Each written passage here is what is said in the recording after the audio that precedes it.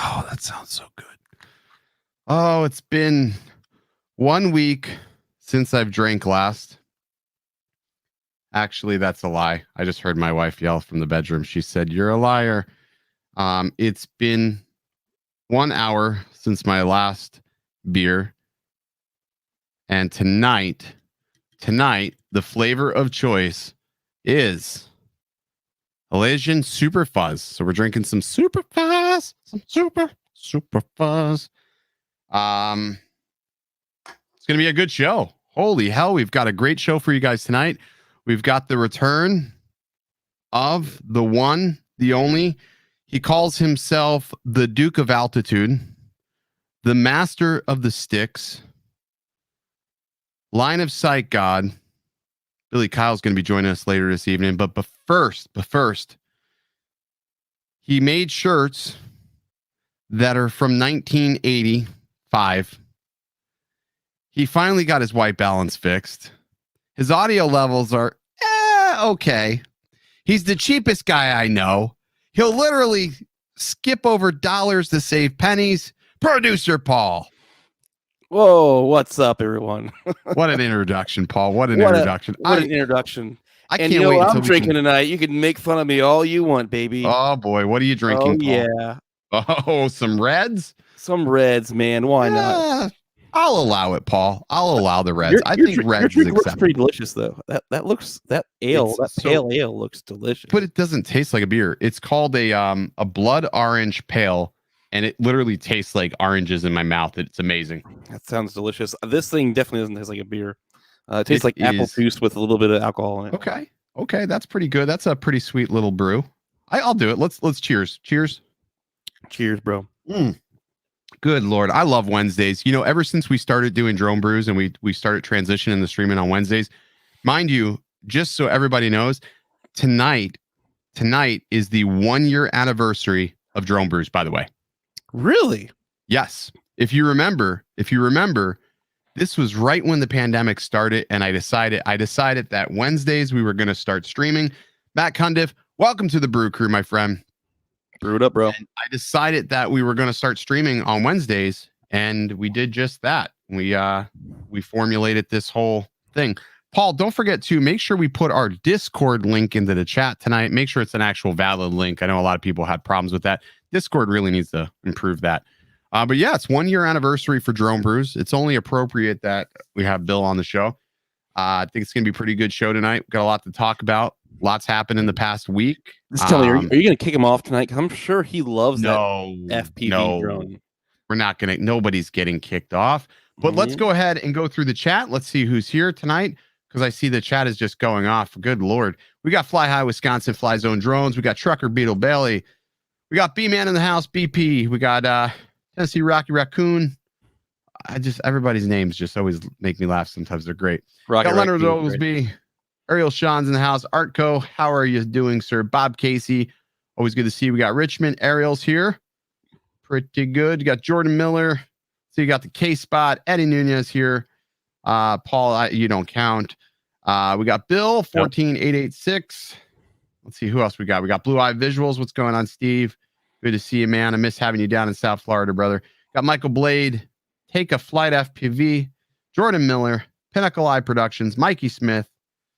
Aerial Landscapes. Did we miss anything? I see Cardoso's here. Dogfighter's here. Nate Gordon's here.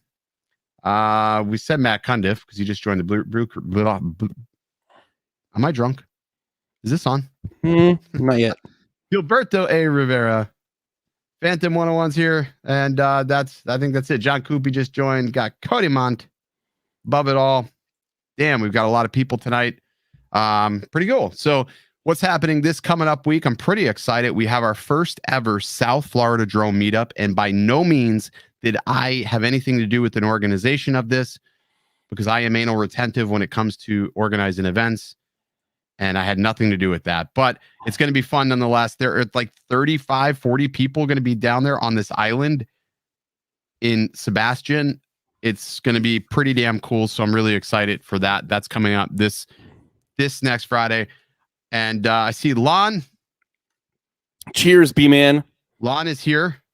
So we'll just make sure we make... I have just officially re-wrenched Lon. I want the record to show that Lon and I have we've been talking on the phone quite a bit lately. That's good, because you needed to mend that relationship. Lon, we all love you here. We did. We talked. Like, people don't understand his and I relationship. So we're just, I think it's hard to understand any relationship with you. Exactly. It's a difficult thing to do, but he's coming to Florida, so I get to see Lon again. The last time I got to see Lon was in Colorado. I won't be sharing a room with him this time, although it's not bad sharing a room with him. It's a good wake up alarm. We both sleep like shit, so it's not a good combination. Wow. But yeah, so it's been a very busy week. There has been a lot of buzz. Actually, what is it? It's been 1 week since the FPV release, so it's now the 10th. It released on the 2nd, so it's been exactly over a week or so. I think everybody's gotten a good chance to see what this thing could do or can't do. And we will definitely be discussing that with Bill, I'm sure. Exactly. Lon and Ken equals complicated. Exactly. See? I don't know what... where are the eyebrows? Nate Gordon, man. Nate Gordon, I know I need a new thumbnail. I know it's like from when I was in high school. Whose thumbnail? Nate Gordon's. I need a new thumbnail. He's right. I need a new thumbnail. That thumbnail is clickbait, Paul, because you don't look like that. When I first met you, I was like, huh. I remember walking into the brew house, I felt like I was getting catfished first time we met. I'm like, who is this guy? You thought you were meeting a younger guy. You walk in with an old fart sitting in there. I walk in, it's just he looks old like me. No, that was fun. That was when we met the Fogel. Brad the Fogel. The Fogel, man, that guy is Fogel. crazy. Actually, thank you, Brad. I actually bought 2 of these shirts because Brad went ham on my store and bought 5 shirts, so I was able to buy 2. Well, there you go. I gotta buy some more of my stuff. I'm revamping the merchandise. I'm going through. I want to revamp it all. So I still haven't got the shirt from the the old logo. You know what? I see. Paul, I'll run the intro on this one, so I'll handle this. But I see our guest is backstage. The Wonder Boy. Let me do this. Let me introduce our guest tonight. You guys know him, obviously. So here's a guy that I've known now for 4 years. 4 years now. I consider him to be a person that I can count on, my go-to person when I need to be talked off a ledge. He's been there in my darkest moments, He's my best friend. So here it is. Oh, this is Another reason why I'm vlogging is because I've got Ken Dono, the original Dobo, with me. It's cold. Oh, it's gonna be epic today. But it's so cold. But it's so cold. But it's so cold. It's really not. It's really not all that cold. So it's cold, dude. Don't lie. Don't lie to them. Cold, dude. Don't lie. Don't lie to them. Cold, dude. Don't lie. Don't lie to them. I'm excited. How's it too?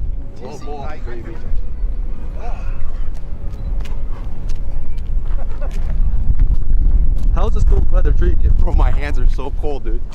It's really not all that cold. I can't even see it. Oh, that was awesome.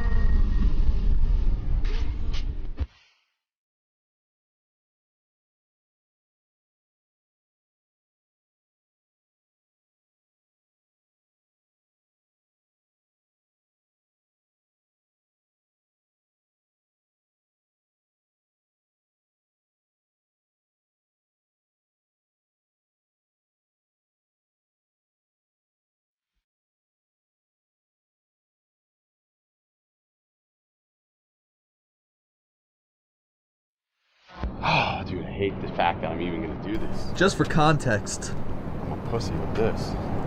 you know, I was gonna put it on the ledge too, but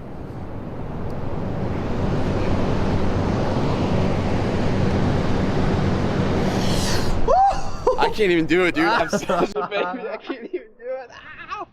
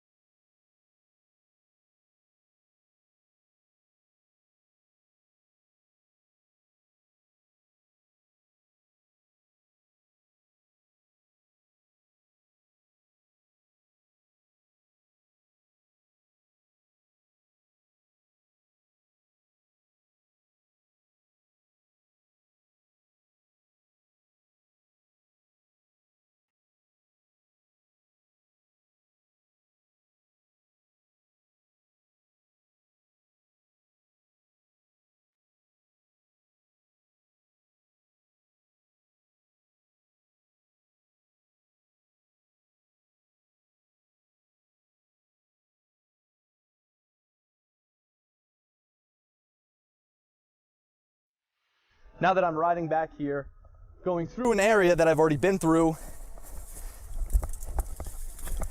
it's not gonna like automatically learn and track me better.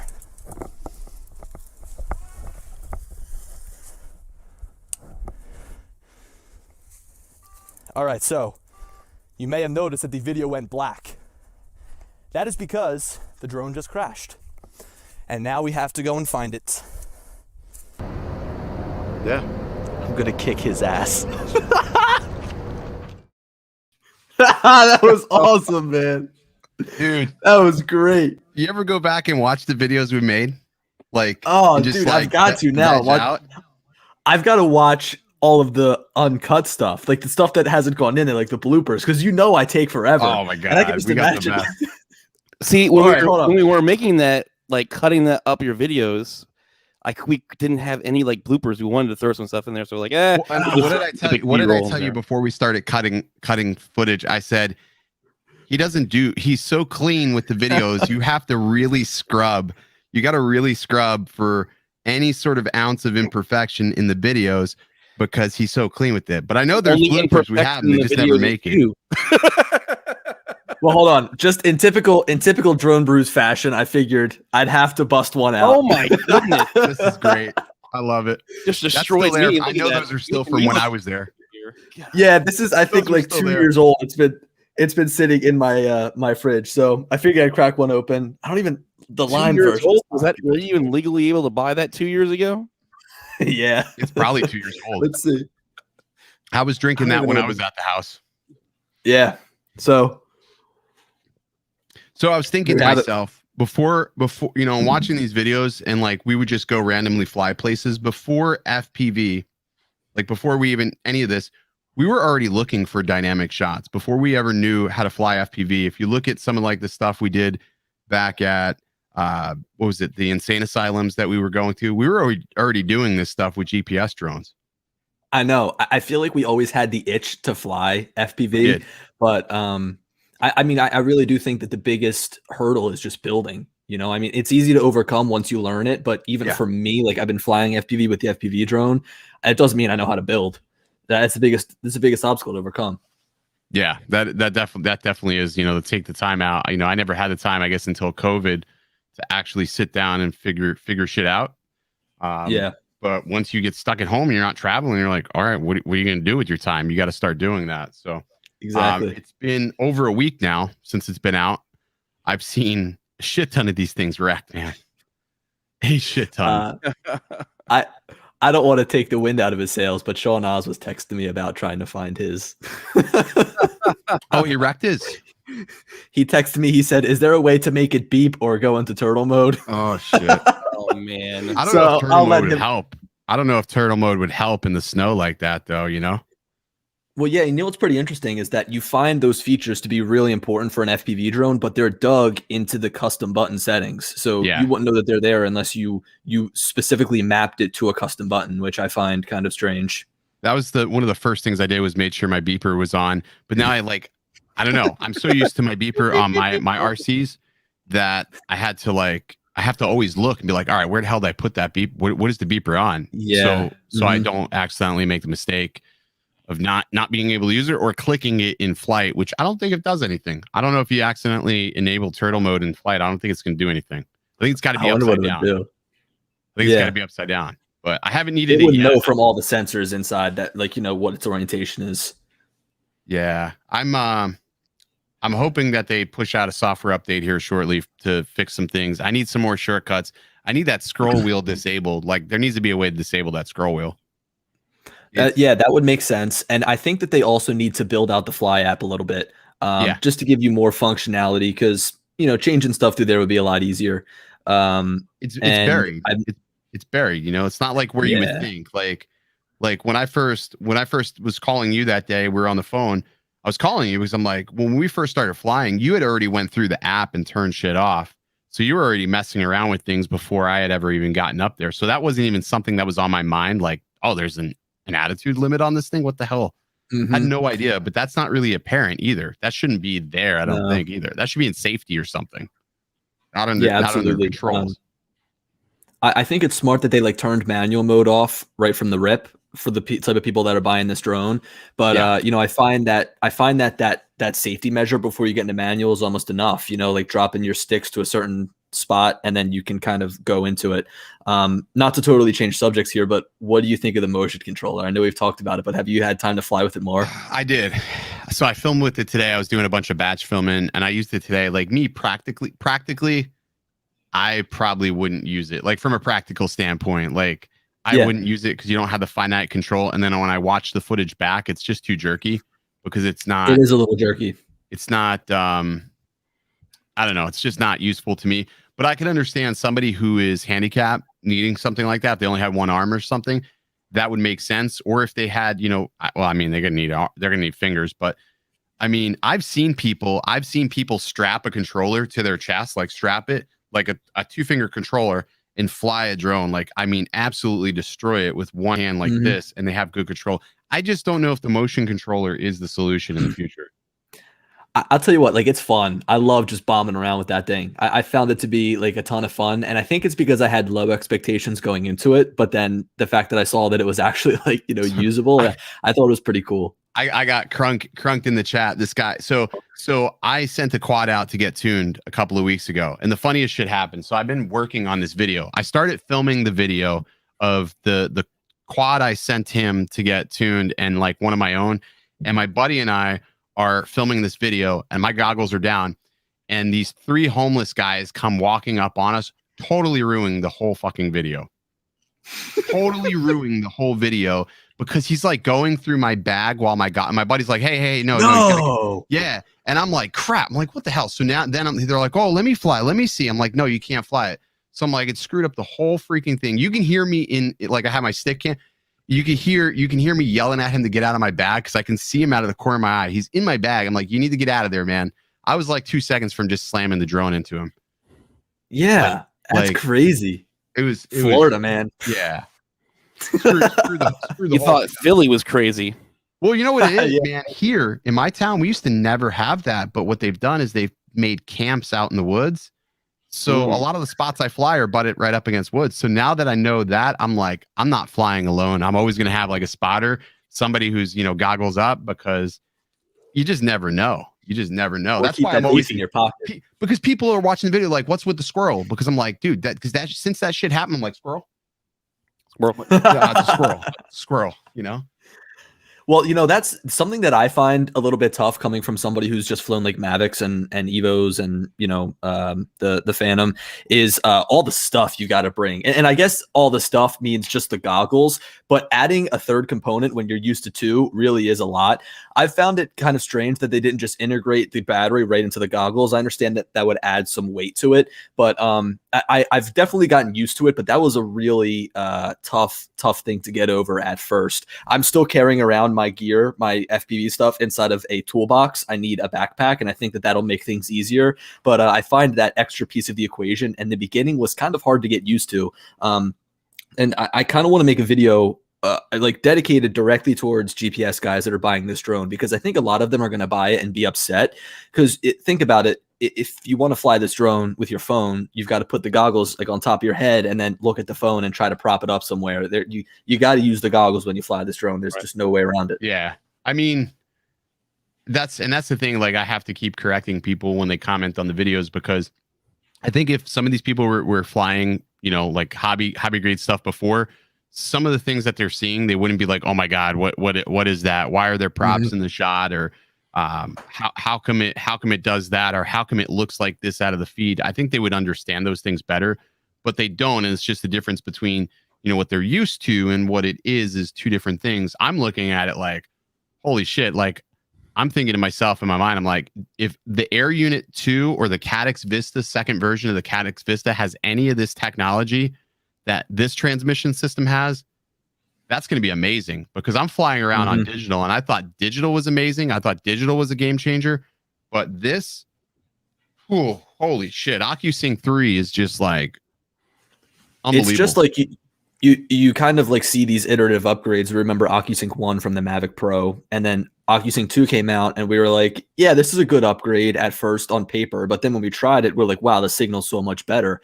And then jumping to 03, which they renamed it. Jumping to 03 again is like this huge upgrade, and you can really feel it. And that's like the heart of the drone, is the transmission system, because if that's not good, then you can just forget about the drone being good. Exactly. And I think when you're flying FPV, it's even more of an important thing, because when you're flying around with a GPS drone, you've got the ability to just hover. But if you start losing signal, SOL. Yeah, that's sort of the nicety of this. And I will say that it's been harder for me to fly line of sight. Like, sitting there looking at a drone or looking down at the RC. Like, when I fly the Mavic, I don't have the same confidence like I used to as I do. You put me behind a set of the goggles, I'm like, no problem. But watching the drone, I'm like, am I that close? I mean, I'm a little more confident than I was with it, but I still feel like if I put myself behind the goggles, I'm a lot more daring than what I used to be. And that latency really does matter. 28 milliseconds. And if you go to low latency, I was seeing like 14 and 15 second latency with the new goggles, which is incredible, that's consistent, like a consistent hold. But to your point, the fail safes on this are pretty amazing, because I forgot what it was. I think we were flying the cliffs in Rhode Island, and I was telling you, I said, oh, my hands cramping, and I had to come in and land. He's like, and you were like, Bob was like, oh, you can't hover? And I was like, I guess I can send it to the moon and just fix myself really quick and then hope I catch it before I crash into the water. But you don't have that luxury just to flip it into like a sport mode and just hold it for a second, fix whatever you got to fix, and then carry on. You don't get that luxury. And I could see, I mean, those fail safes are great, but it comes at that price of the drone being a little bit more, well, a lot more fragile, as we've seen from, you know, people crashing the drone. And there's a couple of other things I think that they could work on with the drone itself. But, you know, if you look at how they've kind of combined everything into this package, I think that it's a really good starting point. And the thing that I've said in a lot of videos and a lot of streams that I've been on is that this is just really the beginning. I mean, imagine from here where they could take the FPV line, creating different drones for different styles. You know, you look at the original Mavic Pro came out, they kind of went off from that Mavic Pro, made a Zoom, an Air, you know, a Mini. So just imagine what they could do with the FPV line. Imagine if you had your drone that you built with all those fail safes. I mean, that'd be a perfect package. No, it really would be. I mean, you know, can it do some of those fail safes? Yeah, I mean, but it's the process of sitting there and configuring it, and every fail safe that you add to a built quad adds additional weight. Like you want a GPS, yep. Okay, now you're gonna have weight. And I'll tell you that the GPS units that we use, like for our build, they don't lock satellites nowhere near as quick or as accurate as what's on that FPV quad. The satellites like lock instantly. And what's cool is in manual mode, it almost locks even faster. Like it needs 3 or 4 satellites to get a general GPS location, but it will still use the RC signal for like the final destination I found. So it'll let you take off in manual mode with no satellites, because obviously you don't need them. You don't need GPS at that point because it's all on you. But it's still cool to see that is the thing. I wish all the drones had that, like some sort of manual mode to an extent, which the Mavics don't have that. They don't have like an attitude mode like the Phantoms do. The Phantom, like you can fly it in attitude mode, but they don't have that on anything else, which sort of sucks. That would save a lot of flyaways, in my opinion. Yeah, I mean, I look at, you know, the product that they put out, and I think that like the word that kind of sums it up is just it's more reliable. You've got a more reliable package than drones that are built at home, which I think appeals to people that buy the Mavic, because that's what they're really big on, is like they want a drone that's reliable and that they can just go outside and fly. But this drone is obviously a lot more crashable. I mean, we've seen people who, you know, go out and buy every drone and make reviews already crash them. Mike, Philly Drone Life, you know, crashed his within the first couple of days. And, so and what I was just talking about Sean. Though? How did Philly crash it? Because I don't think I saw him explain it. Maybe he did. What's the deal? He was flying from his home, and I think that it lost signal while he was in manual and hit concrete. That's what I heard from his stream. I haven't like when we talked on the phone. I haven't talked to him personally about it. Signal and manual. Yeah, that's what it seems like, because I would think that, you know, just like any other drone, if you lose signal, it should flip it into the stationary mode though when it loses signal though.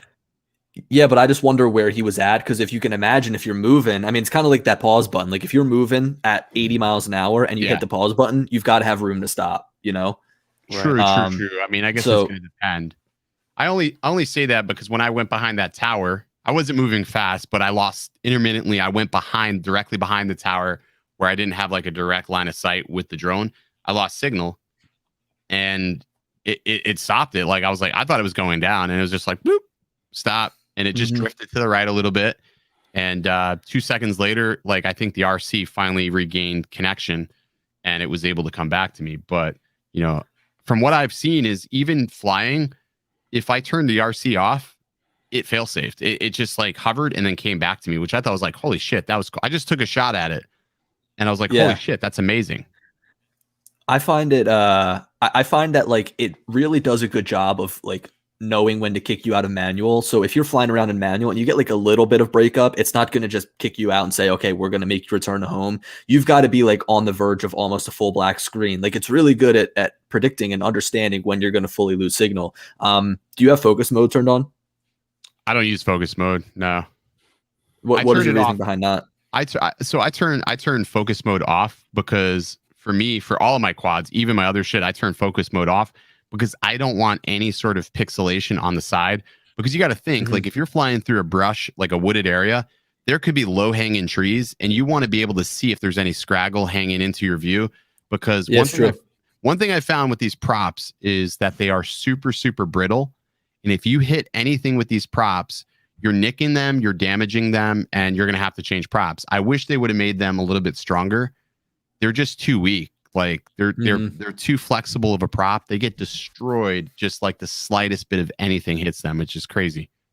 I wish that they sold like a mega pack of props because you can only buy like 4 of them at one time right now for At 15 bucks. I mean, you think they would? Like, I buy props. I buy packages of props, like 10, 15 props for $3, like a pack of 4, and they're freaking amazing. You know what's going to happen? Well, look, they're going to make third-party props. There's going to be third-party props. This would be the first time I ever endorse third-party props for a DJI drone. Would be for these. Would absolutely be for these.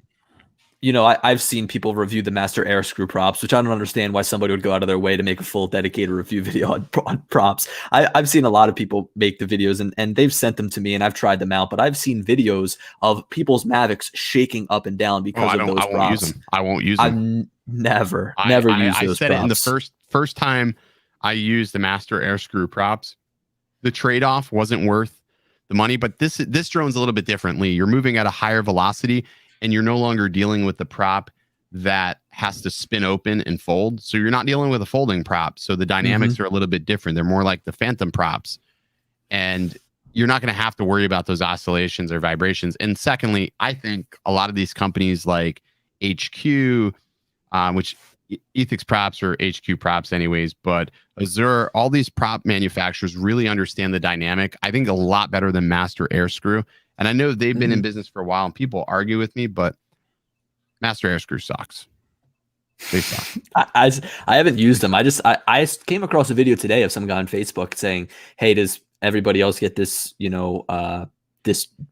bouncing like drone? It's like a shutter. It's like a shutter. It's like bouncing up and down like that. So yeah, I don't know. But I, to your point, I do agree with you. I think that third-party props will definitely be a thing. That extra fail point, like the spinning part, definitely is going to make it a lot easier.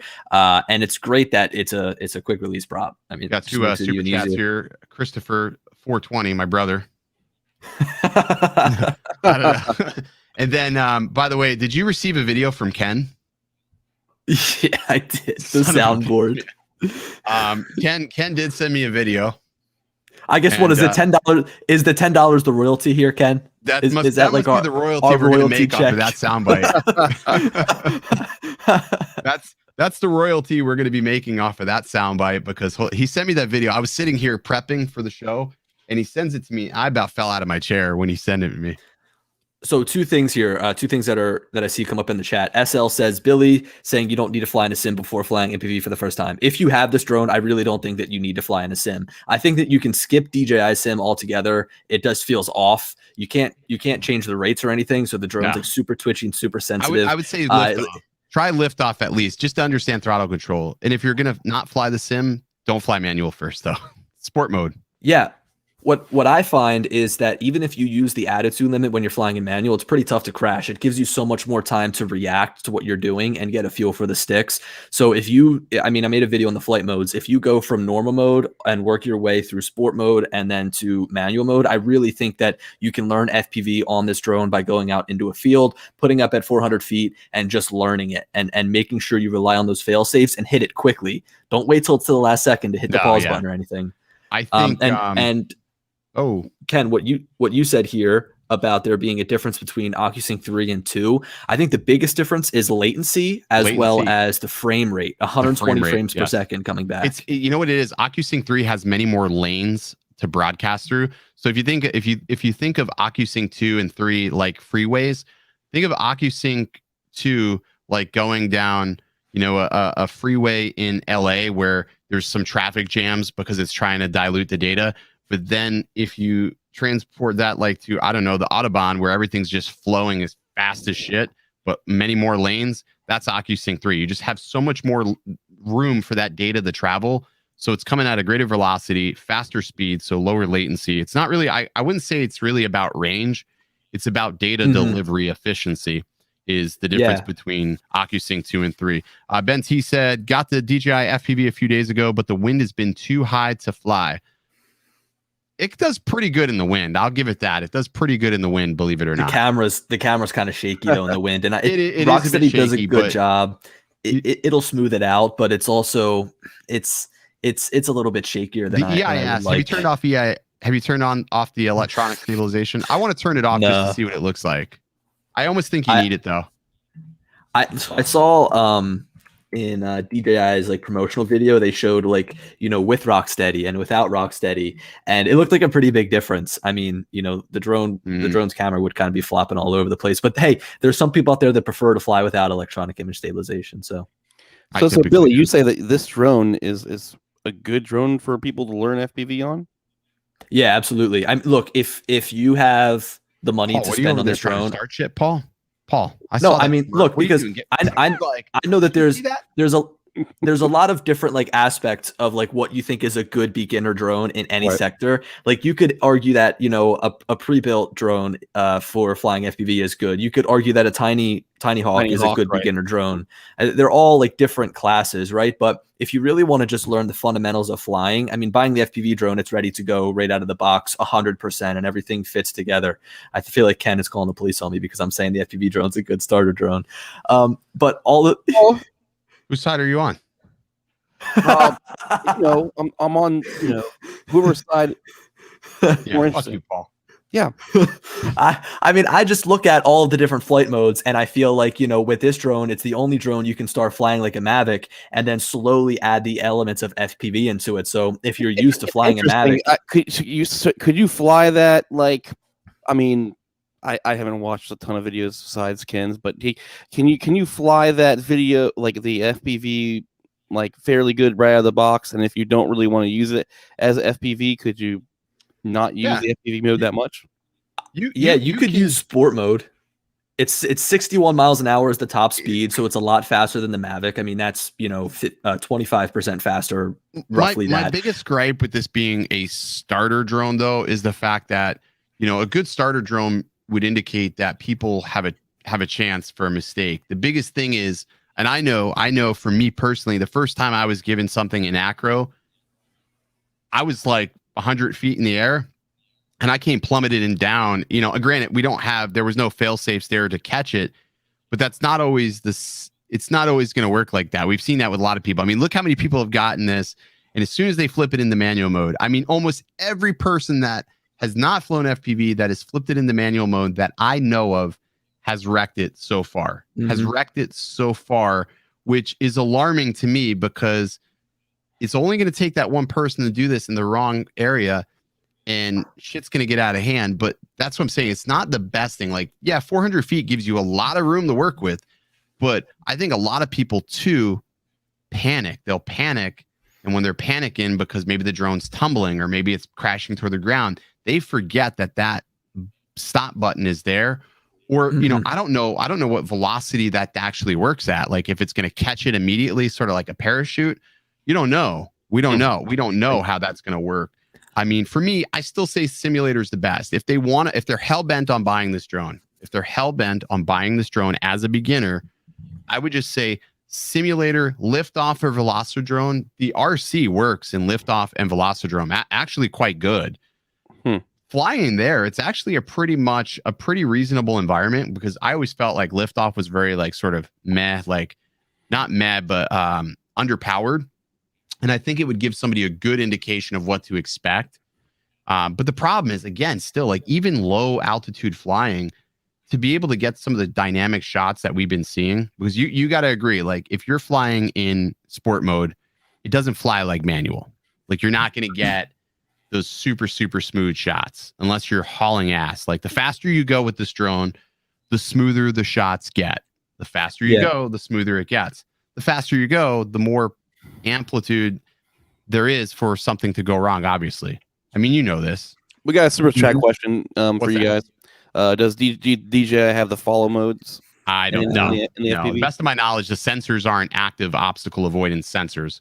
They'll slow you down, but they're not going to stop you, from the best of what I've seen. So, I think a big proponent of what we see from people crashing is I think that a lot of people are feeding into the hype and they want to try and catch up and fly manual as fast as possible. Like they just want to go right into manual because they think that they can. I was lucky enough to get the drone early, so I had been able to spend like weeks really learning.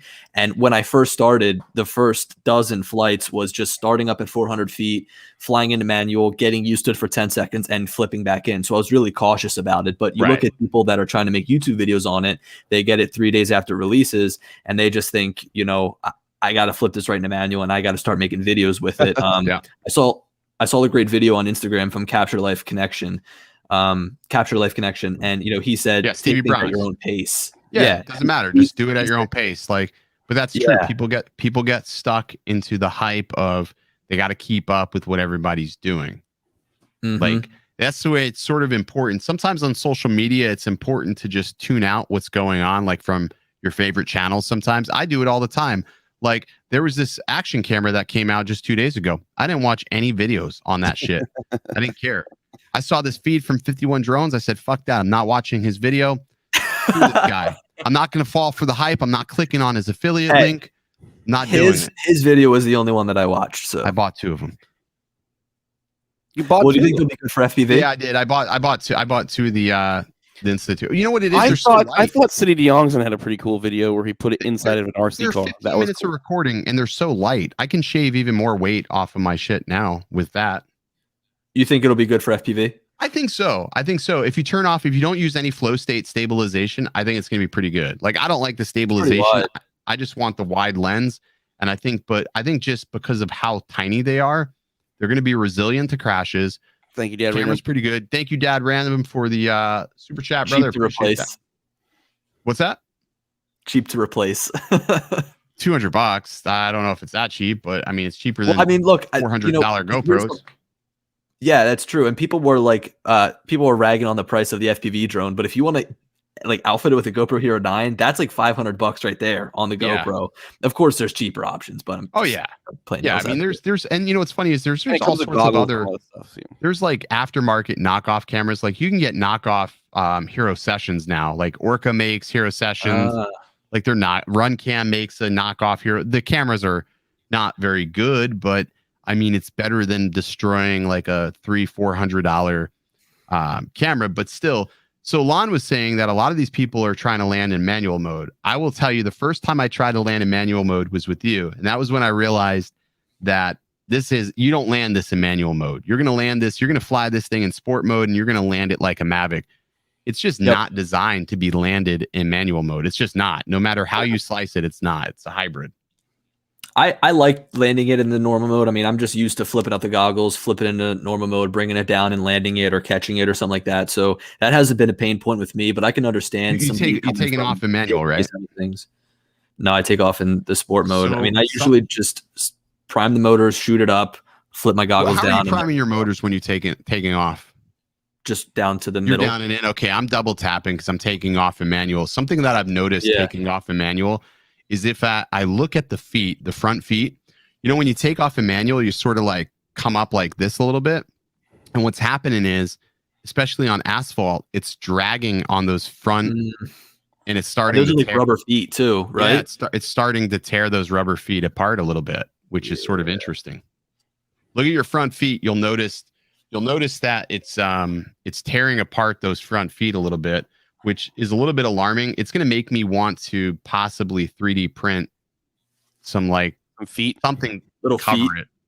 Yeah, just something to protect it a little bit more. You know, I'd rather destroy like something I 3D print versus something that, you know, is a little bit more into the drone and you can't replace. Yeah, it's sort of a pain in the ass. But how does this thing? Can this thing take off like auto take off like a Mavic or no? I only ask because I'm doing something on Friday. I need to take off like out of a hand type of thing. The only way that I know of is through the motion controller, which you prime the motors by double pressing and hold. No, yeah. I mean, look, I just take you're flying from a boat, right? I think that's I heard you talking about it. So I would just stand at the back of the boat, hold it out, prime the motors, and then push up and almost give it a toss away, and you should be fine. Yeah, and it's in sport mode, so it's going to level itself. Yep. Yeah. Exactly. I'll just have to center my sticks to go into manual. Yeah, I'm looking forward to the summer, like chasing jet skis with it. It's gonna be a ton of fun. Oh man, because it's so fast. You can get so freaking close to shit. It's fun, man. It's nice to fly over water and not like one of the things I'm not fearing is that I'm gonna fail safe into the water. Mm-hmm. It's nice. Like that's one of the concerns I've always had was you fly one of these manually built ones and sometimes you pop an ESC or something, or or you lose signal, or you're not paying attention to your battery, and you're in the water, in a heartbeat. So sort of. So tough. I still think that there's a market with DJI to make their own like parts and sell to build, and I think that they could even expand on that to offer like frames, and you were talking about ESCs and stuff like that. But I wonder like to what extent, like what features you'd get. So like I wonder if like you needed to have all their components to take advantage of maybe like an OcuSync 3 built in, or maybe some sort of return to home failsafe built in, or like DJI Fly app compatibility to tweak and change settings for the whole entire drone. So obviously they like to have this closed ecosystem, and I wonder how far they'd be willing to go to let somebody with a drone they build themselves. Very shocked though. Like they're very much like Apple, where like right. Like why would they want to give somebody? But they're not the first to do that though. There's a lot of. All right, so like in the FPV world, you have KISS and Falco X, which is Flight 1. Those are both closed source. They're closed ecosystems, right? They develop behind curtains, and you have to license their software to be able to download that, put that on your flight controller and use it.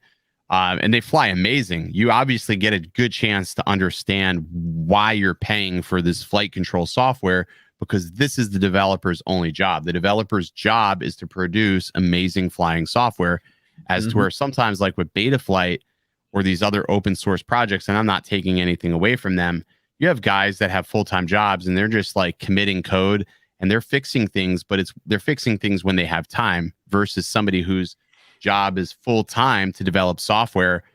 I didn't understand that until I switched to KISS, and I was like, holy shit, it's legitimately a game changer for me flying, because it's so smooth and it just works amazing, and it was simple to set up. But the support you get from people that are paying for a software versus a people that are, it's installed on everything. It's just totally different ball game. So I think the same way. I think the same way with Final Cut Pro. So have you seen the rumors going around that they're going to if offer they do that, I'll be so pissed off.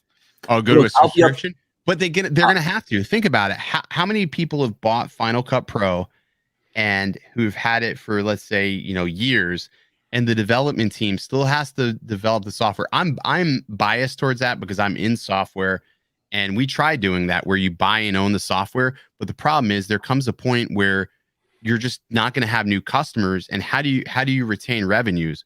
You have to sell subscriptions to your software. It's not conducive for a software company to not sell the software. Now, Windows is doing it, and obviously Mac OS are doing it with their operating systems. I think operating systems are different because that development, they're fighting two different battles there. So they're fighting they're getting their money from the manufacturers that are loading them on the computers. But that's a whole different battle. But I think with software, you have to charge. You got to charge. And if Final Cut does that, it'll suck for me because I just bought it. But I think for the most of the people that are accustomed to it, then hey, you're gonna have to pay if you want better features, because that's what furthers development. Now, can Apple afford to develop Final Cut Pro for free? Hell yes. I don't know. It's sort of a catch-22. I feel like I like the model where if you come up with a lot of big features, you just charge like an upgrade fee, like maybe like $100. Yeah. Yeah, but that's the problem. Like, think about your normal end user. Your normal end user can rationalize with, let's say, a $10.99 or $20 a month fee. And if that $20 a month fee costs more in the end of the year than it costs to pay a $99 fee one time, they still, in their mind, mentally as a consumer, they're like, I'm paying $20 a month. No big deal. Yeah. They'll pay $20 a month versus one $99 fee. That's why so many people with the Amazon Prime, they opt for Prime monthly, because in their mind, they're paying less than that $99 at a one-time fee. They don't people don't rationalize things, in that same manner. I don't think anyways. You're right. And I'm just thinking about it. Like, Apple is the king of subscriptions with everything they have going on, Apple TV, Apple Music, and all that stuff. So I'm surprised they haven't transitioned that over to like a subscription model yet. Everything's going to go subscription.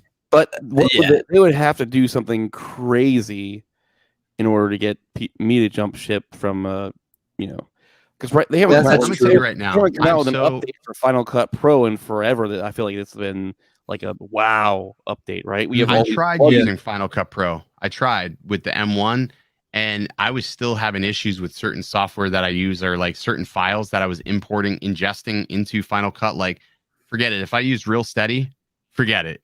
Final Cut Pro on the M1 was just like shitting out on me. Like in Vegas, I could not edit a vlog in Vegas whatsoever on the M1.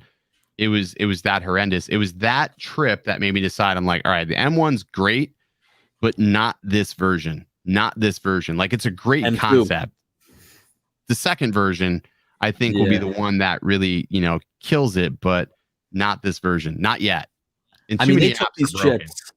Yeah, they took these chips and put them into their devices that already like sold, like they Yeah. basically just took the MacBook Pro, just put the new chip in it. So I feel like it was like a proof of concept thing, and people are just loving it. Yeah. Yeah, they need to work on that. I feel like the problem is too, sometimes you get developers that just don't want to buy into that. Okay, there's a proprietary chip that's out right now. Like for me, like with FPV primarily, like I noticed a lot of apps just crash because they can't process through Rosetta. And I'm like, after dealing with it for like, I think it was like 3 months, I was just like, you know what? Finally, I sold it. Now I still have my Mac Mini, which I'll still keep because I'll use it for tutorials and stuff like that. But I was just like, I can't deal with the random app crashes. I can't deal with if I'm loading firmware.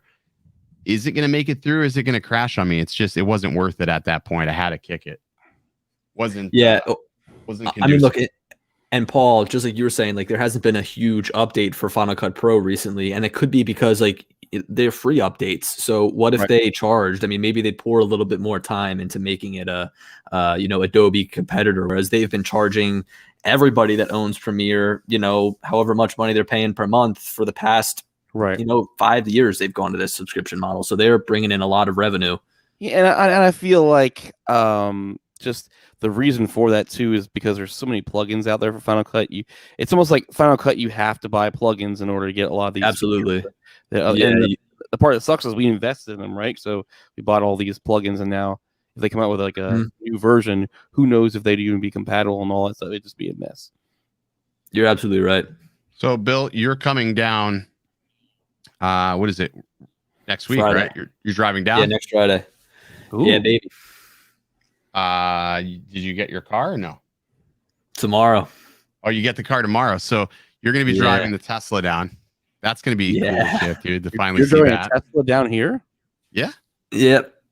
Yeah. So, Wow. I mean, I shoot real estate, and I know that Steve is watching. So shout out to Steve. And I do a lot of work with him. So I drive over to Jersey when it's busy, almost every single day. And I'm putting, in my car right now, about $750 in gas every single month. I mean, I'm just pouring away money in gas. So I went with the Tesla Model Y, and I'm going to try to make some videos on it too, like start a separate channel for electric vehicles. Good idea. They're no expense, bro. I am definitely, as soon as the end of the year, I'm kicking my car for a Tesla. Yeah, I've got the Ford Escape, so it's like an SUV, and I didn't want to downsize to something smaller because I love all the space that I've got in my SUV. Do you like those gull wing doors? Aren't they? Don't the doors like fold up?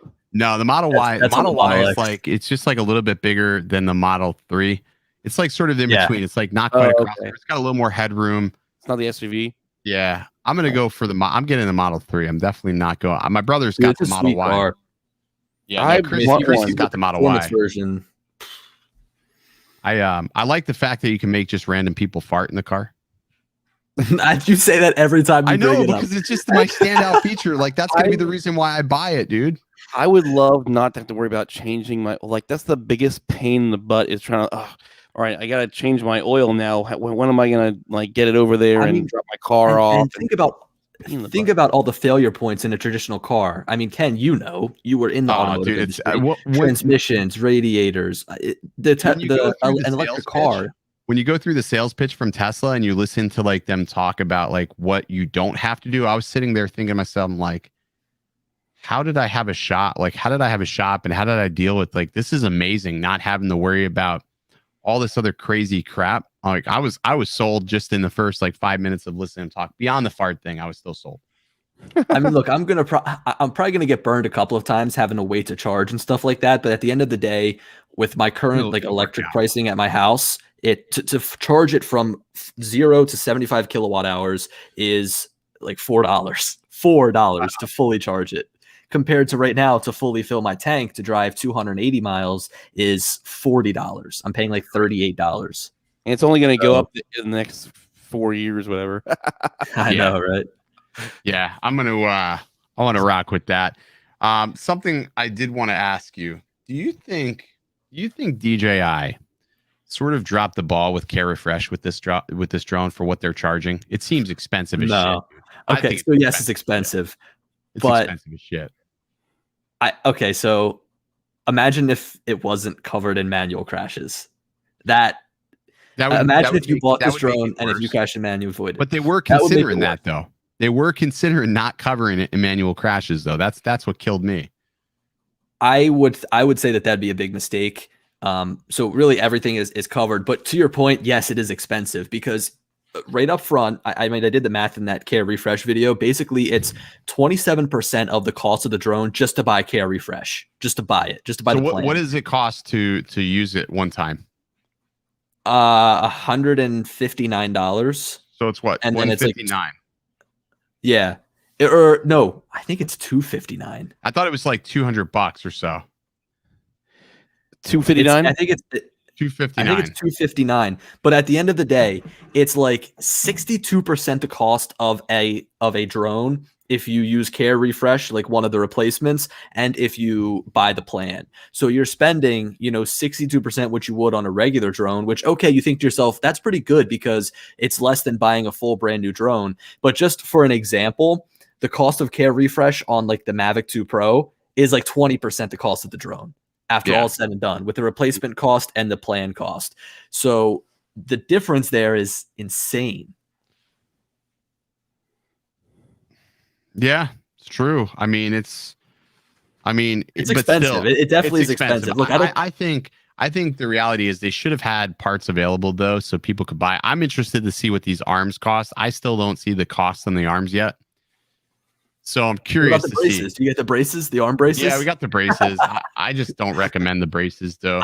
I almost like think of that as an admission of fault by DJI, because they say, "Hey, we're going to sell these braces for our arms because we know that they're frail and brittle." But you're adding 40 more grams. You're adding 40 more grams to this drone, and you're going to make it much more obscure than it already is. I don't think it's a good idea, and I don't think it's going to help them very, very much. If somebody crashes, hard, I don't think it's going to help tremendously much, to be quite honest. So I think that's I can't believe you haven't crashed one yet. And I've been honestly, dude, the harder I fly, the less relevant it becomes that I probably will. Like, I think it's like, yesterday I was said to myself at one point, I'm like, I can't believe I haven't crashed it. Like the shit I was going through, I was like, cannot fucking believe it. I'm coming like this close to the trees and didn't crash it. I mean, look, I know that your motto is if you're not crashing, you're not flying, or whatever your thing is. If you're not fixed, you're not flying. But I fly instead, like fly balls to the walls, and I push the limits. But I fly like I don't want to crash, and I find that works out pretty well too.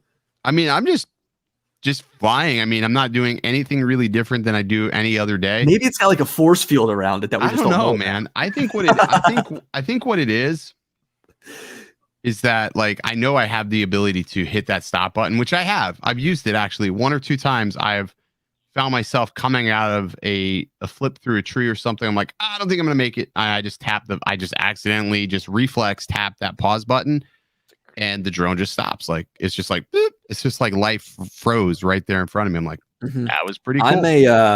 I'm a mode switcher, so I don't push the pause button, but instead I'll like flip up into sport mode because then I feel like that gives me the option I like the pause button though, because I just stop. Like sometimes I don't know I don't have any sort of like visual awareness of what's around me, so I just tap that pause button. I just stop the game, just pause. Yeah. But again, just like you said, you can't rely on that all the time, because if you're moving and if you're flying towards a tree, you just never know. You never know. I mean, I look at it this way. I've got DroneWorks Care Refresh, So, so the exec told me, he goes, Roadworks refresh. he goes, you fly this thing like you've got, you know, a shit ton of them on the shelf or something. I'm like, I said, well, we do. He's like, he fucking laughs this morning. I was like, just always keep one of them on the shelf. Like, just don't sell them all. We sell just everything but Keep one. stock. Yeah, because I was like, he calls me in the morning. He's like, all right, what's the game plan today? I'm like, well, today we're just doing tutorials because we're not, it's too windy. But yeah, I mean, that's sort of, I don't, it pains me to want to like not crash, because what I don't want to have to do is go through the firmware updates again. Yeah, that was painful. Mm-hmm. How are you guys finding stock is in these drones? I mean, easy to get? I'm replenishing pretty much daily. We sold 52 of them in 3 days, and then we replenished again. We had another 14 15 on order, and we replenished, and I think I have like 3 or 4 in stock. One of them obviously I'm holding back just in case an accident happens, knock on wood. But yeah, I always hold one of them back. You know what's funny? I'm finding that the face foam for the goggles is the hardest thing to get. Yeah, I can imagine, because the stock foam sucks. The stock whatever they call it. And as soon as people were looking for options for that, I said, yeah, buy the face foam. Sold more face foam than, I mean, you couldn't even keep it in stock. We were buying it from our competitors because we ran out of stock. We were buying it from our competitors because we just didn't have stock. Why DJI doesn't by default give you 2 options in the box? That stuff can't be expensive, it's cheap as hell, right? It's foam. Or just I would just don't even include the stock foam. Just the foam you buy aftermarket, make that stock foam. Yeah, the light leaks are horrendous on the first foam, and I mean, it's insane. What are you doing, Bill? What's going on? You see Eddie's comment here. Billy needs some strippers fat straps. Stripper fat straps, bro. I love my stripper fat straps. They're not strippers, Billy. They're had to go there. Pinups. They're pinups. Can you make I want a custom set with your face on them all around. You want a custom set? I'll get a custom set with your face on it. That sounded weird. Wow. Get a custom one with my dog on it. Put Astro on there. Put Astro on your strap. That sounded terrible. No, they're dog on there. Ken's gonna have another sound bite. He's probably sitting there like recording the stream. No, I think the straps, like, I don't like the over the head strap. I never like that. Some people like that because it feels like it dips. I get it. The goggles are a little bit awkward. They're sort of heavy, but for me, I just rather have a single strap. I think single strap's better. I throw the battery up in the side strap. If you see my videos, like I put it on and then I put the goggles on, and like there's a straight line pushing down on my hair. I look so stupid. You look like an evil villain, dude. Paul, do you have a clip of that, Paul? No, I don't have a clip of that. What good are you, Paul? Of what? Every show has a good sidekick. I've got this guy. He's like 1 foot in, 1 foot out. Hokey pokey. Paul, I'm glad you finally got your camera from FedEx. Oh my god, dude. I'm surprised. What did it? It fell off the truck in Newark. I mean, yeah, yes. Bro, let me tell you. It was sitting in Newark for a week, and then it went to Memphis, and it was sat there for an entire week before it decided to come to Orlando. Let me look at this. I got to look at this because that for me was what I would consider probably the highlight of my week. Reading typically Paul's things tweets. Come into Memphis for me first. They come into Memphis and then they get shipped over towards me. So it's surprising it went Newark and then Memphis. I think Ken. You got it from B&H, right? A little bit on me, and he was like, "I don't feel like it's such a jerk anymore." Paul is destroying FedEx in the Twitter chat. So wait, did you get it from B&H? I did, yes. And B&H emailed me and said, "We promise you that it'll get here between Wednesday and Monday at like 2 weeks after." It's a big gap. So let's go over this here. The timeline. We've got February 16th. Paul places his order on February 14th, 2021. Goes a little bit more. And February 19th, 5 days and patient son of a bitch later, Paul's tweeting FedEx help. Supposed to be here. It's not there. Fast forward again, February 23rd. Paul still, now he's losing his mind on February 23rd. He's losing his fucking mind. And I think at this point, people are actually, like being like, all right, this guy's losing it a little bit. I don't know if he started deleting tweets or something. I But, felt emotionally connected to the story. I wanted to know what happened. He's really losing it. I think at one point Billy and I were actually egging him on. I think it was on this one. Was it this one? Yep, here it is. Oh, it looks like it's in Newark. Bad news. You're never gonna get it. I'm like, what's Newark? Are you serious? Like, am I gonna lose my freaking camera?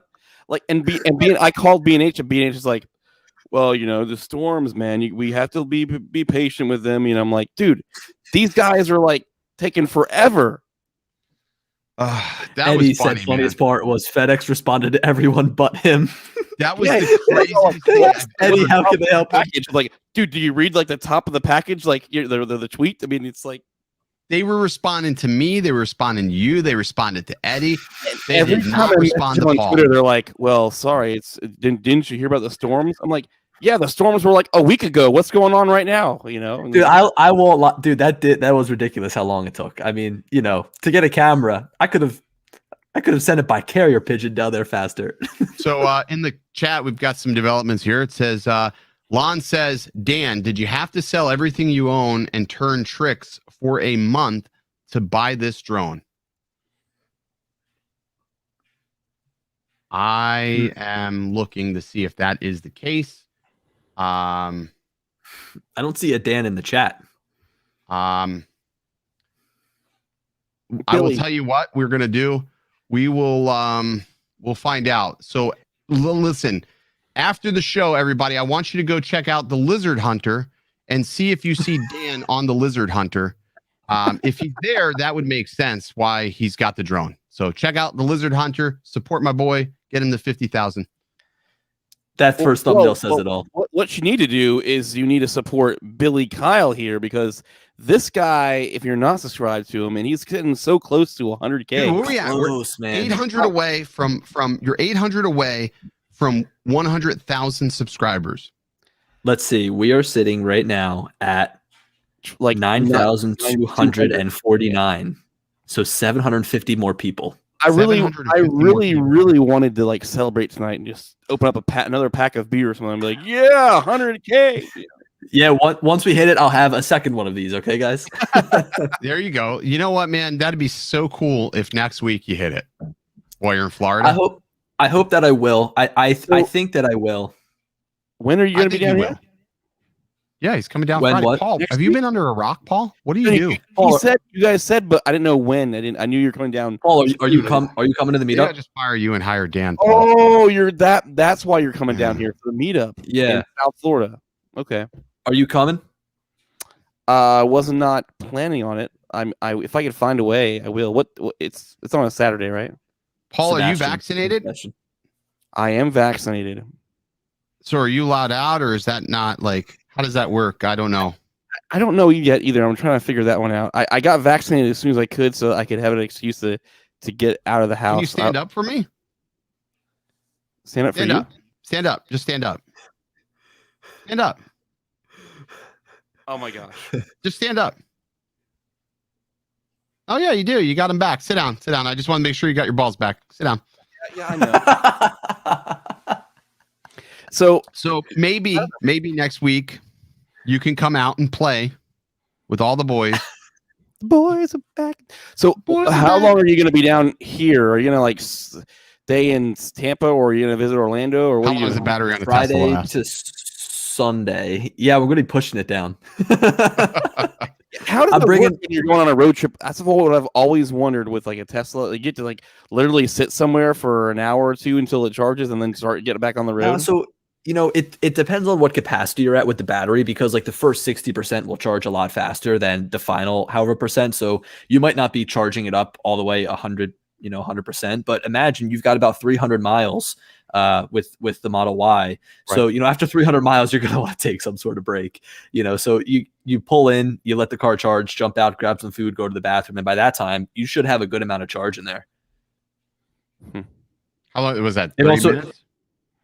It depends. Yeah, it's I think that it's like in the 40s potentially, but that's something I really want to try by myself and really get an understanding of how quick it is. I think it depends on what gen the charger is too. Dan says he can't wait to see you start ripping real FPV.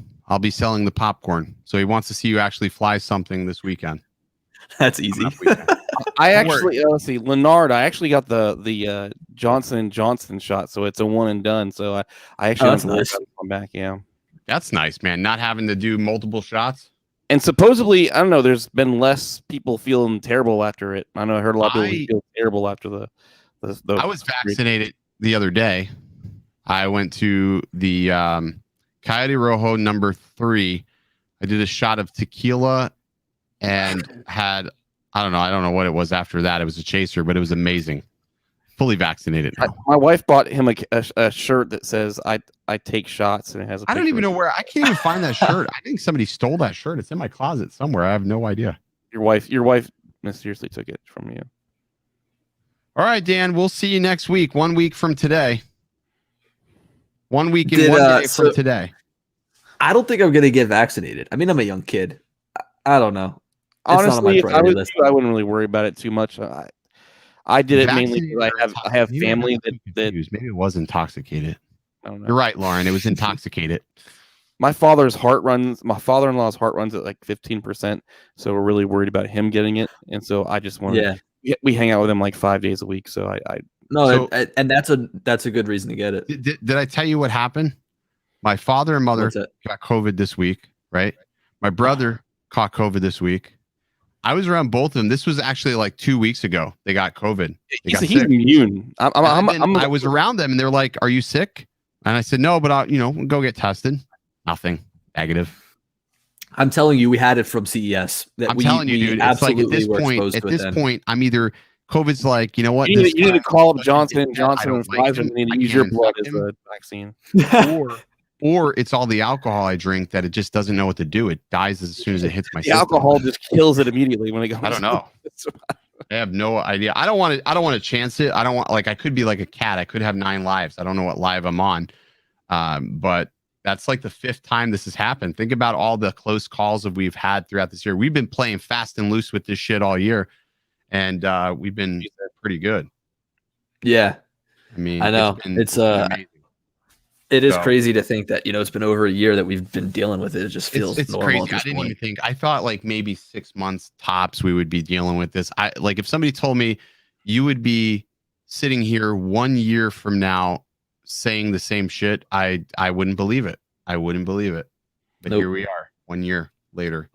This is when I started streaming, actually. So what's next? What do we got? What do we got from you next? Because I feel like people don't get why we slam releases, but I feel like I was watching Joshua Bardwell the other day and people were giving him shit about the FPV drone. And you know what he did? He did the ballsiest thing I've ever seen somebody do. When people were giving him shit, he pulls up his YouTube AdSense and basically tells everybody to go F themselves. Because he realized, holy shit, I get it now. I get it. This is a cash cow. This is more than any other videos ever paid me in a short period of time. It's a cash cow. And he showed people like that's why people care about what DJI is, because it's something that is mainstream. Like not everything in FPV is mainstream, but I think I think a lot of these FPV guys sort of get it why people talk about DJI or do the camera drone shit, because it's something that the average Joe can fly. The average they want to know. People want to know they can do it. My whole thing's about getting out evergreen content, stuff that people are going to be searching for the life of this drone.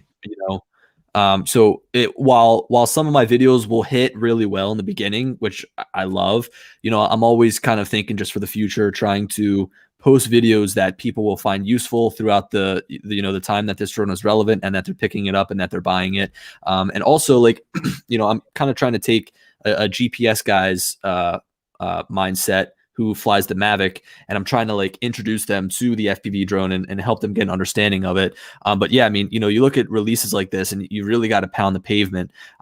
Here's the thing about drones, and I'll say this, right? Because for me, like I always post like 10 videos within the first like 2 weeks when a drone comes out. But you imagine there is so much talk about with the drone that it's unreal. And that's why I see, people that make like camera reviews and they make cell phone reviews. When they try to review a drone, it's not done right, because drones are their own thing. They have so much going on with them that, you have so many different topics. But you know, with a camera, there's only so much you can talk about, and with a phone, there's only so much you can talk about. Exactly. And that's sort of why, you know, I urge anybody in this hobby is like when you're choosing a channel to subscribe to, you want to choose a channel that's going to support you through the duration of the product you're investing in, right? When you watch like Peter McKinnon's video, or you watch like a Matty Hapoya video, they're going to make one video on this drone and it's all hype and fuss for that first day. And then it's crickets. They don't tell you when that drone gets updated. They don't tell you if there's an issue. There's no follow-up. They don't tell you any of the tips and tricks behind that drone. They don't give a shit. They don't give a shit. They just don't. Yeah, they make it, their videos are for releases. Their videos are where you go, wow, that's really cool, and that's it. You know? That's it. I mean, look, I see the drone niche as being relatively small, It is but I like small. it. I like it. I like small. being in it. I like continuing to like, you know, go after the one thing. I just saw Lauren say make a Model Y review, and like I do want to make Tesla videos and electric vehicle videos, but I want to keep that on a separate channel because I made this channel for drones, and that's what I want to continue to do. And you know, there's like, you know, the one saying where it's like it's something about like if you do everything all at once, you're not going to be good at one thing, but if you try to master one thing, then you're going to be like really good at it or something like that. So you can be good at everything, but you'll never be great at one thing is basically it. And so, you know, I'd rather establish a following around this one niche so that I can, you know, be known as you know, a go-to person for it, because somebody who comes to my channel knows that I'm not going to upload a video about, I don't know, like a security camera or something. It's just all drone stuff. And I'll deviate away and talk about a MacBook every once in a while, but that's because it's an integral part of flying drones, computers. It's important too. Jack of all trades. Dan said something that I'll repeat this because this is the first useful thing I've seen. I said, listen, the DJI FPV quad will become a lot better when the assisted modes are actually doing better at stabilizing, turning footage. Right now, it looks really twitchy and garbage unless you're flying a manual. I'll agree with him on that because the assisted stabilization modes, like the sport mode and the normal mode, doesn't look natural. It's not flowy. It does look really twitchy. The only way you're going to get smooth organic footage is if you are flying a manual. The first time I tried flying in sport mode, I was like, nope, not doing it. I'm going to fly it in manual because that is the only way you're going to get any really usable footage. I mean, I know you would agree with that because you do the same thing. You've been flying a manual for the past month. Actually, you've been flying since like November. Yeah. So. I mean, look, imagine it this way, right? If you put the Mavic Air 2 into FPV mode, it's not going to look good. It's going to look fake, right? Because the gimbal is trying to do work and trying to make it seem like you're flying FPV. So that's what this in sport mode, that's what it's doing. The gimbal is tilting up and down, and that's what makes it look fake. So it's never going to be perfect. It's never going to be full manual. It's always going to feel like it's a simulated version. But I'm okay with that because I think at the end of the day, this drone is supposed to be flown manually. It's the only drone that DJI sells that allows you to fly in manual, and that's what it's built for. It's definitely a good first crack. What I would love to see them do is to put out like a pro version, like say like this is gonna be the FPV Pro, or actually give it an actual freaking real name, not just the FPV drone. I know, right? Well, look at what they're doing with all their stuff. They're axing the name. No Osmo, no Mavic on Mavic Mini. You know, so it's sort of weird. I would love to see like a pro version, something that's carbon fiber.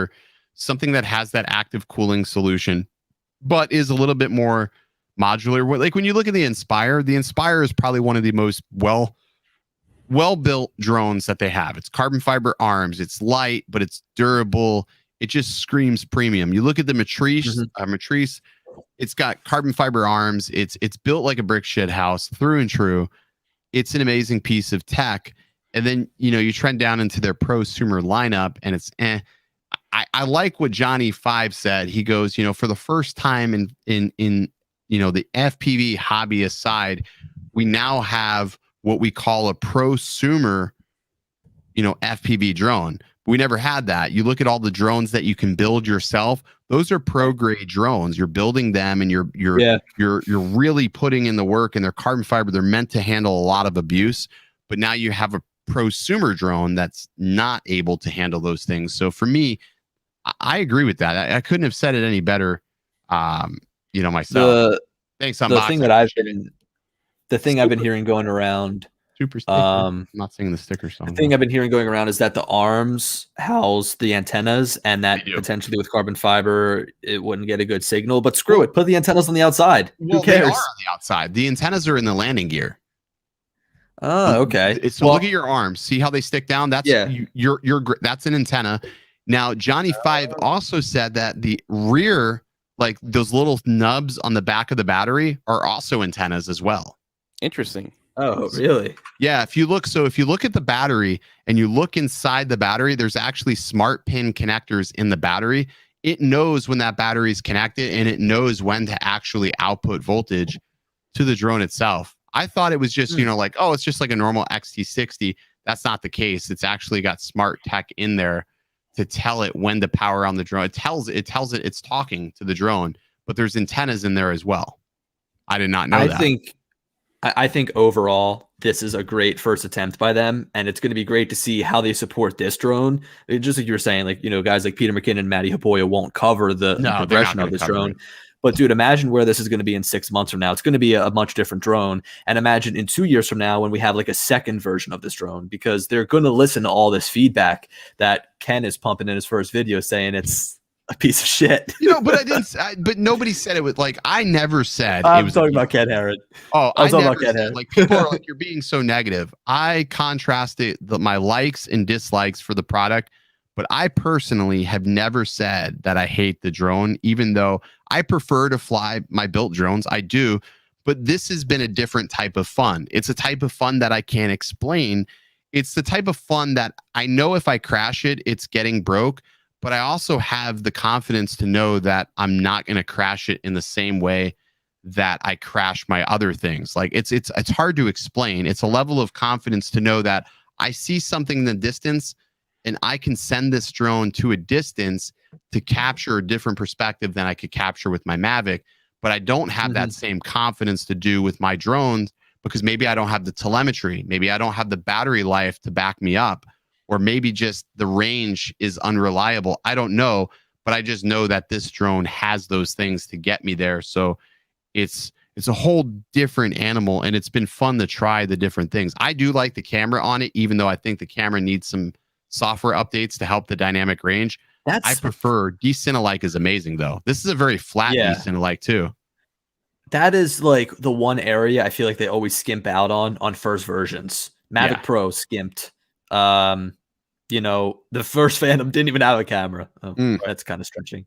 But yeah, I feel like that maybe is the one spot where they kind of lack, slack in the beginning. And to your point, I'm starting to see that there could be a good benefit to having two cameras on this drone.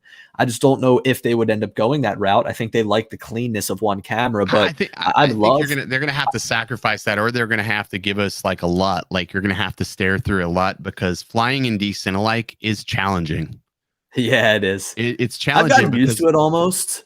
The reduced contrast makes it hard to see certain things in certain areas. Although I will say, under trees and under brush, it gets a little bit easier, but I would like to see like a preview of whatever it is I'm shooting. They said, I think Lon is responding to your commented about the camera.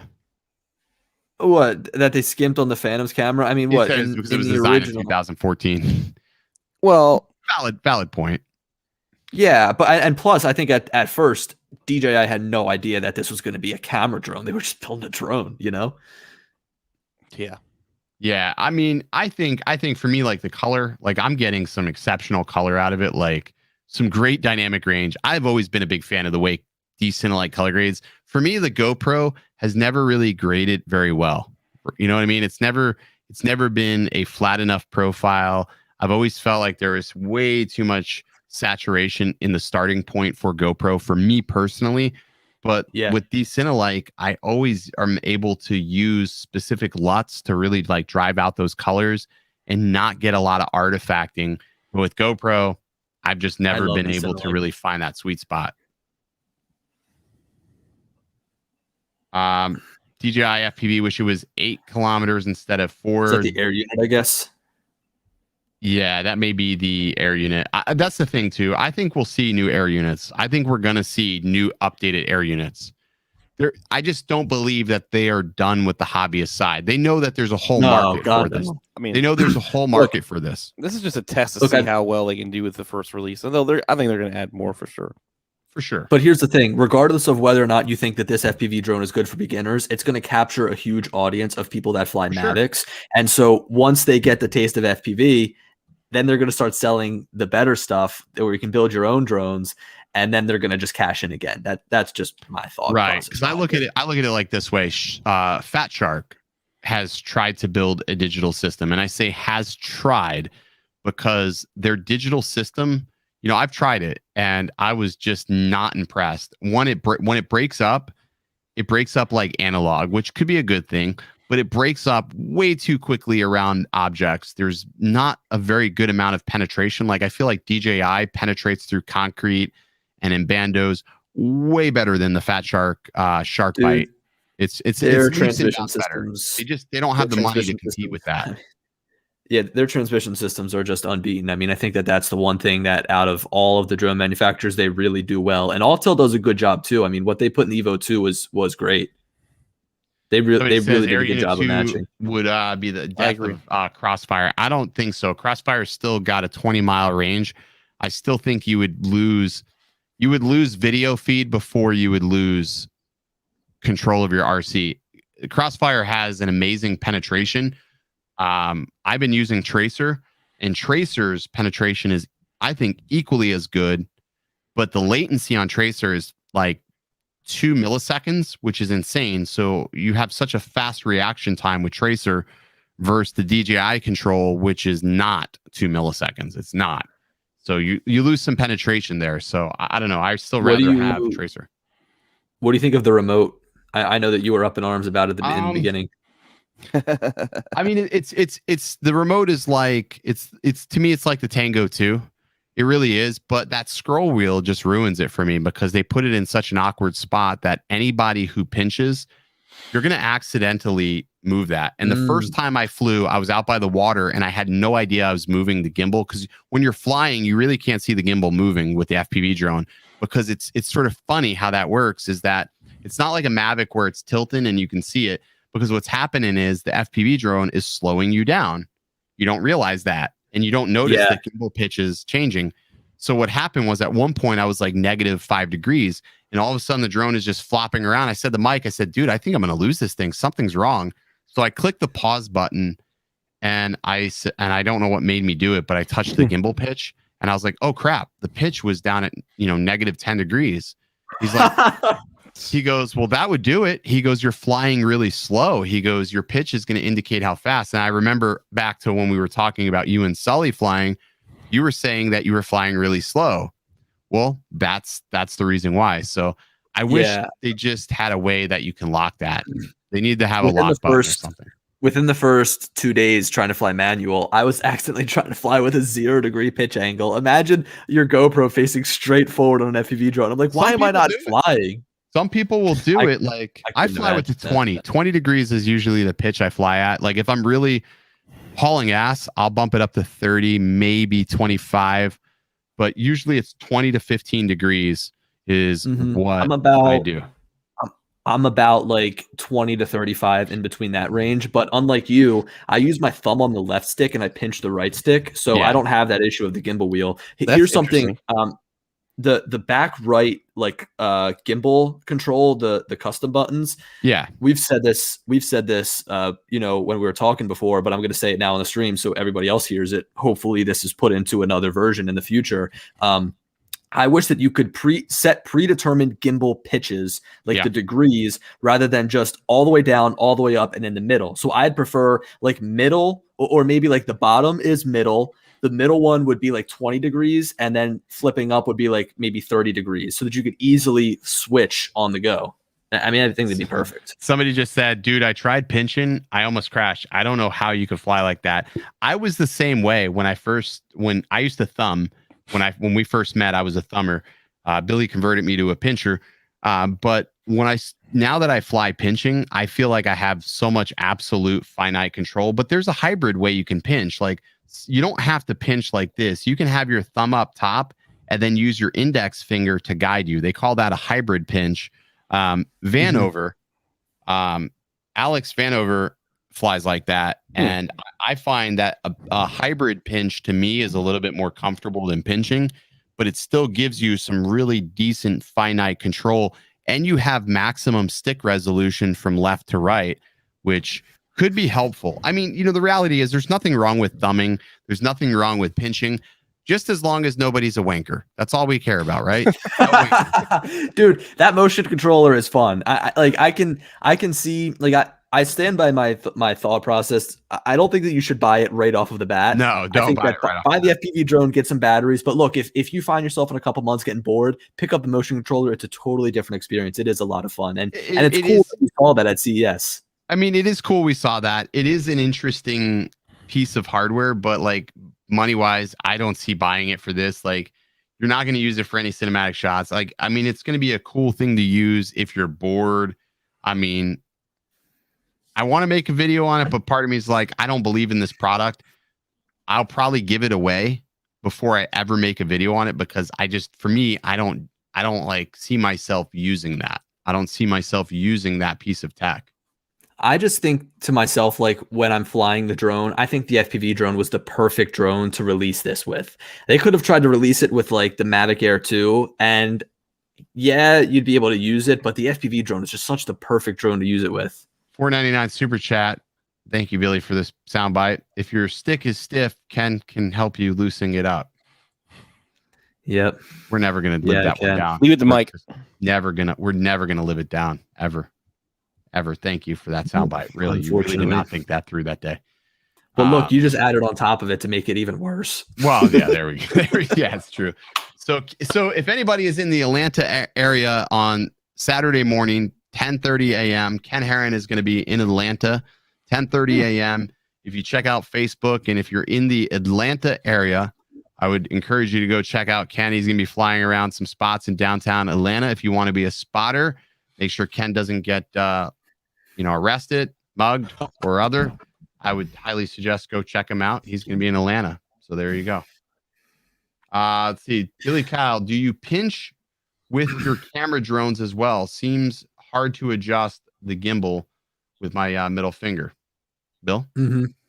Yeah, I pinch, but again, I control my left stick with just my thumb, so I can use my pointer finger or middle finger. I forget which one I use. I have more flexibility on that left side, and on the right side, I'll pinch it. You're more like a hybrid pincher. You're like, it's I'm different. I mean, that's the thing. You don't have to do it one way or the other. I think people get so hell bent on it. We see this all the time. There's really no right or wrong way. It's whatever somebody's comfortable with. Right. The reality is you're going to fly just as well if you do it this way or if you do it that way. I mean, enough practice. Yeah, exactly. With enough practice, I think you're going to be fine. But I would try Vanover's method. I think, after watching a couple of his videos, I was just sort of like, you know what? I'm really sold on that. I tried it and I was like, man, this feels a lot more comfortable. It makes a lot more sense. It's a little bit more intuitive. I'll definitely give it a try. He probably, like, out of all the people that I watch, he probably, next to Drib, he probably has some of the best flow. And I mean, I swear to Christ, this kid could fly a potato and make it look smooth. I really do believe it. So we'll take a couple more questions. We'll open it up to you guys if you want to ask Bill a question before we skedaddle. Close her down tonight. I just said a very, very odd old word. Skedaddle. Value per dollar, Air 2 or FPV drone? You can't. They're not even comparable. They're two totally different drones. Apples, pineapples. Yeah, I would say. I mean, look, I couldn't even compare those two. I mean, like I talk about evergreen content. The videos that always do really well is like comparison videos, right? Because you've got people that have this current drone that might want to buy this new drone watching it. So you're kind of targeting two different audiences. And then people that buy the drone, they want to know if it's better than this other drone. But like, I couldn't even think of comparing the FPV drone to like the Mavic 2 Pro. That's just not a comparison you could make. You know what I'm thinking? Or the Air 2. When you're in Florida, because we're going to be down there, we're obviously not going to stay at this event all day. We have things in our mind, Grand of John. Oh boy. We should go fly. We should go find some spots to fly. We'll do like sort of a different type of versus battle. We have our drones. Definitely. It's 1-to-1 now. It's 1-to-1. We could take the same drone. We can find some spots. There's so many spots we can fly too. I say we just go find some spots to try to fly. Like, yeah. Well, look, I've done a lot of flight videos recently, but I haven't flown like a beach. So I'm looking forward to getting down there. Oh, dude, it's gonna be great. There's so many spots where the surfers are. Yeah. Cool to that'd be cool. Surfers. This meetup starts at 7 a.m. I'm not a big 7 a.m. guy. 7 a.m. Man, Ethan comments, I lose bind to the DJI drone when I bind my Vista. So yes, that is a problem that I am having. Somebody asked me how I swapped from my DJI FPV drone to my Vistas so quickly. And the answer is I have 2 sets of goggles. But yes, that is a problem right now. People are losing the bind. DJI has to do something with the update on the V2 goggles to retain the memory when you switch units, because right now that is a problem people are having. So that is definitely an issue. Where tell everybody about the meetup on Saturday, because we got some people. The meetup is coming up March 20th. It's at the Wabasso Causeway. It starts at 7 a.m. If anybody has the exact address, you can paste it in the comments. I know Matt Cundiff, he is one of the people that are heading it up. But literally, Wabasso Causeway, there's a small island with pavilions and stuff. It's a freaking island right next to Sebastian Inlet. But there are going to be 40 plus people out there on Saturday, March 20th. Subsequently, also my anniversary. I don't know how I managed this. I'm still alive to tell the story. So it's going to be a great time. So I would encourage you to come out. There's going to be Billy's going to be there. I'm going to be there. Are you still taking your wife to the beach? Are you still taking your wife to the beach? Yes, Paul. See, this is how alpha males work, Paul. I say we're going to do this meetup, and she says to me, "You know what? It's our anniversary." And I say, "Listen, I get it. It's our anniversary, but there's only going to be one meetup, and we're going to have infinite anniversaries." And you know what she says? "Oh, shucks, you're the sweetest." So now we're going to the meetup. So Billy, is he going to hang out with you on his anniversary all day? Yes, I guess so. My girlfriend's coming down with me too, and she said she gave me the okay to be gone all day Saturday because she's going to the beach. So yes, see, it's all about compromise.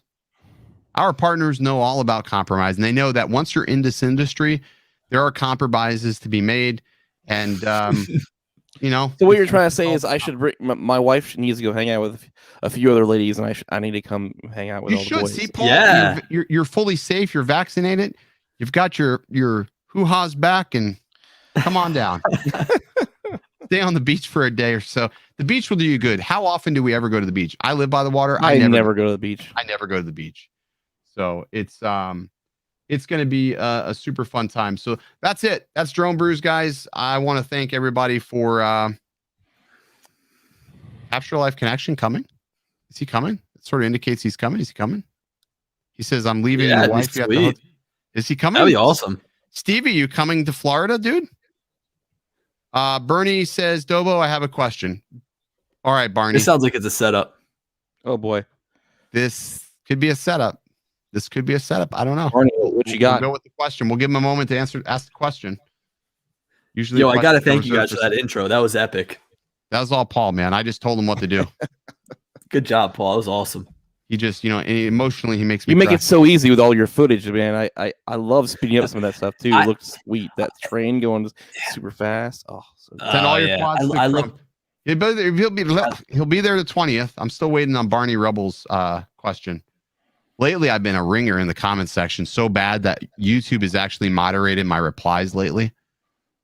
That's how I know. I saw you tweet about that. Yeah, dude, they're moderating my freaking replies. Like, so what were you gonna say, Billy? He cut you off. What were you gonna say?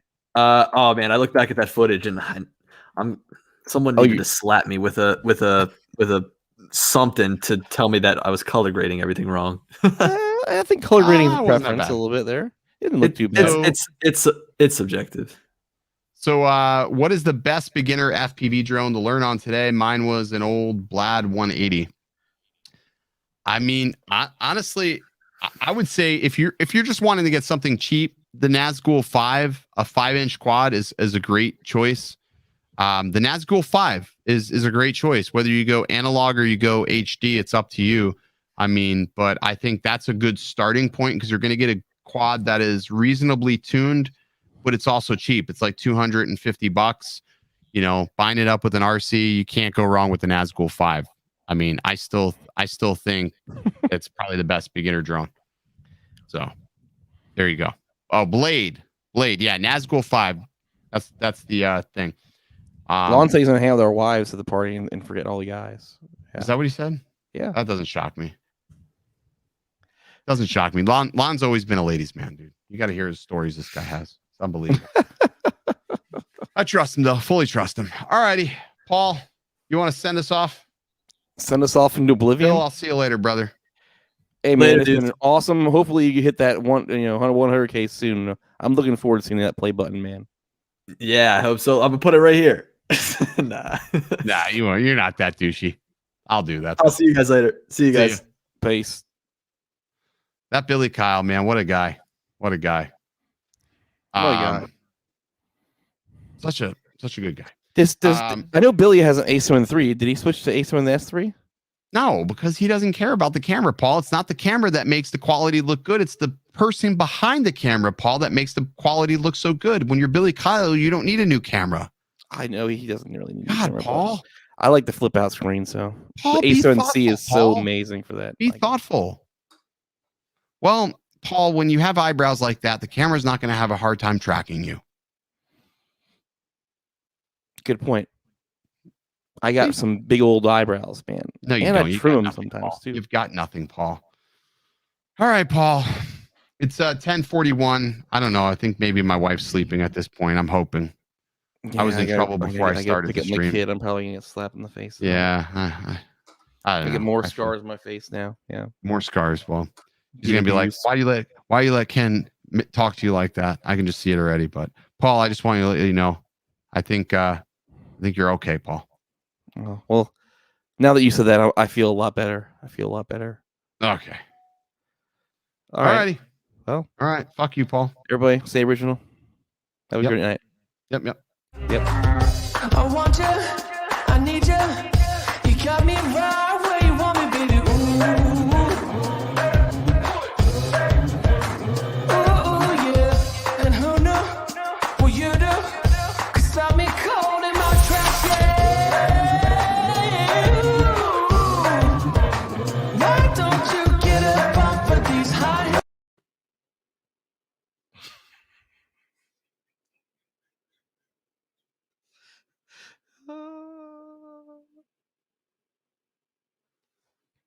Oompa, oompa, oompa dee doo.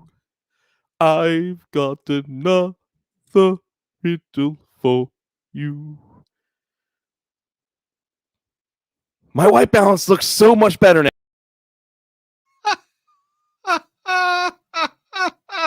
Oh, fucking Paul, you son of a bitch. I'm pretty buzzed, Paul. My white balance looks a heck of a lot better now. Yeah, Come on. It looks good. It looks Look at good. that. That A7C is killing it right now. Right now, the Fuji's fucking you up, Paul. All right, Paul.